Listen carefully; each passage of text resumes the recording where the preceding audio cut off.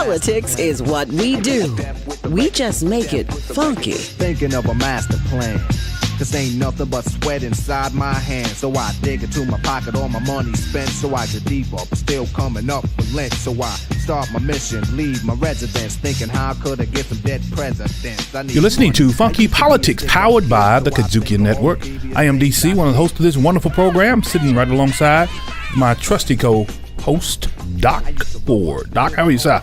Trusty, man. That's how I am. Trusty? Trusty. I put my wallet up, though. I didn't. Trusty. A trustee. I'm trusty. You're trusty. I'm trusty. You're musty. Whatever. You know what? Dialoguing with us today, visiting with us on Funky Politics today. Yeah, funky. That's right, really funky. There we go. We've got a young brother out of Louisville, Kentucky, who's a social activist, who's a member of a prominent family out of Louisville, the Ali family, and who's doing some great work in the community right there in Louisville. That is Sean Waddell. Welcome to Funky Politics, brother Sean. How are you? Thank you, sir. I'm doing well today. How about yourself? Man, we are great. It's good and hot where I'm at, and the air is off, and I feel even hotter right now. Doc, what about you? You okay? I'm good, man. Well, I tell you what. I can function anywhere because I'm cold-blooded, man. You really are cold. You really are cold. Whatever. Hey, Sean, we want to jump right in this thing with you. I know we got you just for a little while, but let's talk about in terms of you're a black youth, young person. You're a senior in high school, I understand. And you're looking at something now that a lot of us at our age didn't see. You're looking at a presidency or a place in time now where we have someone who in the White House who doesn't look like you now for a change and doesn't necessarily speak your language right now.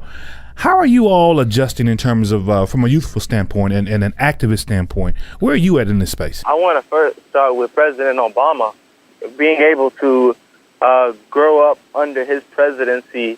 I would say lifted a sense of I would say a minor badge of inferiority or impossibility off the minds of a lot of black children, and told them, what can't you do?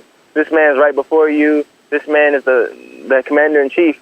He changed the thinking of black youth when we saw President Obama, and he was the only president. I didn't really remember much of Bush, so President Obama to President Trump is really all I know in terms of living under presidents. So seeing President Trump after President Obama has been an extraordinary shift, to say the least. But when looking at President Trump, I say, in what way? And I don't mean in what way has it been an extraordinary shift? And I'm asking you as a resource, as someone who has really only known President Barack Obama. Now you know Donald Trump. What is that shift? I see the shift in attitudes of people walking down the street. He's more than a shift in minds in the White House. He represents a cultural shift, a mental shift. He represents a changing of times, whether we like it or not. He's a wake-up call to the United States and to the world that a lot of old thinking and a lot of rogue thinking, a lot of evil thinking and white supremacy, which we thought had been hidden or which we thought had been overcome. I look at the old newspapers and articles that came out around 2008 during Obama's running and when he became president. Oh, America headed towards a post-racial society. Are we overcoming? And then to see right now the rise in Islamophobia and the rise of anti-blackness across the world, this man represents a shift in every arena of life, culturally, politically, mentally. He's changed everything in the short time that he's been on the scene. And you're listening to Funky Politics, powered by the KUDZUKIAN Network. Let me jump right now. You said something, Sean, that's piqued my interest, and that's this post-racial time that President Obama was a part of his mantra. Do you believe that we were in, even when he was president, do you believe we were in a post-racial period of time? During Barack Obama's presidency, I never thought that we were approaching a post-racial era because all around me was racism in school and in the environment. I never thought that we were reaching. I actually thought that everybody around me was faking and lying. So when I see President Trump, he represents to me a lot of attitudes that I've been around for a long time. So when I see people so shocked by Trump, I'm like, oh, now you get to see what I've been around for a minute. But when I look at the Obama presidency, I see it as a clean face covering a dirty mind. He was a clean man, a clean family, a clean record. I think he had great aspirations and great hopes for this country. But you cannot cover a dirty mind and a dirty past and a dirty thinking. And when I speak about that, I'm talking about the history of the United States government and the United States in general, with racism and white supremacy and its failure to look at its injustices and correct them. You cannot put this clean black man with hopes and aspirations, basically echoing the call of Dr. King. You can't put that in front of all this wrongdoing, prejudice, and injustice, and think that this is going to this is going to be your atonement. That this is all going to be washed away. Right. And I actually think that attempt angered a lot of white Americans. They hated to see this image of this black man forcing us to act like we like these Muslims, like we like these black people. And now with Trump, many people feel like finally we can take off the mask, we can take back our country, and be just as nasty as we were before Obama and during Obama's presidency. Wow. Well, let me ask you this then, because you were talking about, I've heard this all of my life about us not being able to whitewash the past and America's brutal past as it relates to the treatment of African Americans and other people of color and non-white people. No matter what we do, no matter what successes and strides we make racially. So for me, and just asking you as a youth, what do you think that great atonement is going to be? What is it that's going to have to actually happen? And I mean realistically, because some things are just not going to happen. Will there be one? It's not going to be a 40 acres and a mule, at least not given to you by the government. So what is that great atonement that's going to occur? What does that look like? Or are we just doomed to try to put our best foot forward in a land of hypocrisy for all time from now on? I mean, what does that a Day of Atonement look like? We're definitely not doomed. I don't believe in any doom. I think that we're reaching that shift right now with President Trump. I think a lot of people think that President Trump is a great halt, a great deterrent in the road towards establishing justice, freedom, and liberty for all.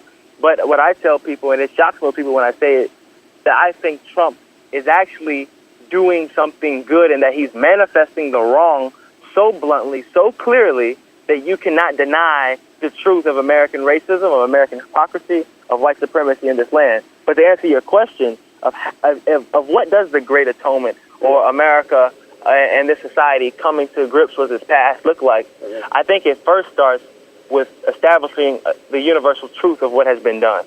There's so many lies and so much pollution and whitewashing around the truth of history. I read an article not too long ago, schools in Texas wanting to take out the word slavery in textbooks, or the civil rights movement. They try to brainwash us at a young age where, black people were suffering, we marched down the streets, and then we overcame. Or Kanye West says that slavery was a choice. Yeah, and that mess too. That's marketing right there. Yeah. But what must happen is we must come to the point where we look in, and I say we, I mean all Americans, black and white, because you have many black people who don't want to look at themselves in the context of the American picture because they want to get in with the white man and look they don't even want to think about the past because they want to, we're here now. But in reality, we live a double life. We live a lie in this country, and this lie is erupting. The lie is breaking up. Falsehood cannot linger too long. The lie is being broken up that we have overcome. So what does overcoming look like? It looks like us acknowledging the wrong. This society must acknowledge what it has done to African Americans. African Americans must learn the history of the United States. We must learn the history of ourselves. And then once we learn ourselves, we must put this new mind of truth where we know what's been done, where we're going. We must put this new mind with each other first.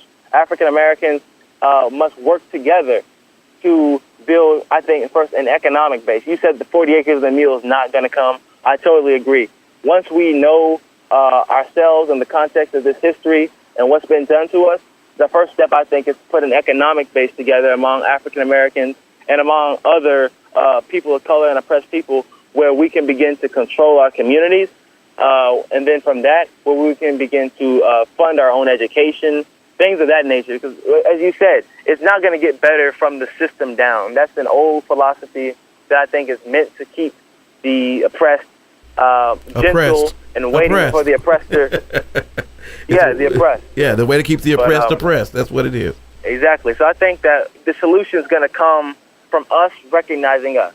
The door has closed. I think our generation understands more than previous generations that our future is not going to lie in other people. Our future is not going to lie in protesting. Our future is not going to lie in sitting in. It's not going to lie in marching. Our future is going to lie in African-American unity, in the coming together of different African-American minds, and in people of color, not proving to white society and the government and others that we are capable, but proving to ourselves that we are worthy and that our minds and our resources and our tools belong right with each other and in each other. That's where Black America's future is. And I think once white America and the racist mind of this country sees Black Americans not begging them, not persisting that we be included in the institutions that weren't built for us, I think many white Americans will find themselves not having racist attitudes. I think the root of racist attitudes, and it's very hypocritical, the root of racist attitudes in this country is oftentimes seeing the black man in a begging position. And I mean black man and black woman, our people, seeing us in a condition where we are asking them for something, they feel like they are innately a superior, like, oh, we can help them out when we want to. That comes from that, although they put us in the position to need their help. But I think once we realize our mental fortitude and our strength, and Trump is really helping this because he's showing us we don't really want you in our picture. So I say to Trump, for him saying that, and for him showing our youth today that he's actually helping us see that, maybe it's time for us to begin to work together and solve our own problems. Mm-hmm. Well, it seems to me like you've got it wrapped up right there. The economic agenda, the political agenda, all important, but there has to be acknowledgement from everyone in every culture of their role, good and bad, in shaping America. And that's why that's why we get it from the people that have gone on and have years, and those who are up and coming rising stars. That's the way we do it. We really appreciate this young brother on the show today. Yep. Pardon wisdom to those of us who've been around a while. But the other thing is, I know you're going somewhere. Yeah. After you leave Howard and Harvard and Vanderbilt and everywhere else, wherever you want to go, I'm looking forward to seeing you making the decisions for our tomorrow. I'm looking forward to Thank you, sir. Thank you for I'm looking forward to it. Hey, it's going to be a heavy job, but...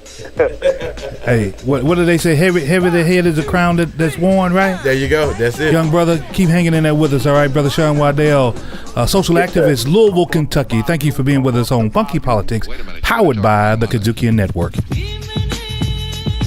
This is Terry Freeman. I'm president of the National Civil Rights Museum, and you are listening to Funky Politics, powered by KUDZUKIAN. Riffin' on Jazz. Riffin' on Jazz is getting started on a new season. If you caught me, Melvin Massey, and my man Howard Robertson last season, I think you'll get a kick out of this one. Each Friday at 7 p.m. right here on the Jazz Lover, U92 FM. Riffin' on Jazz on the KUDZUKIAN Network. KUDZUKIAN!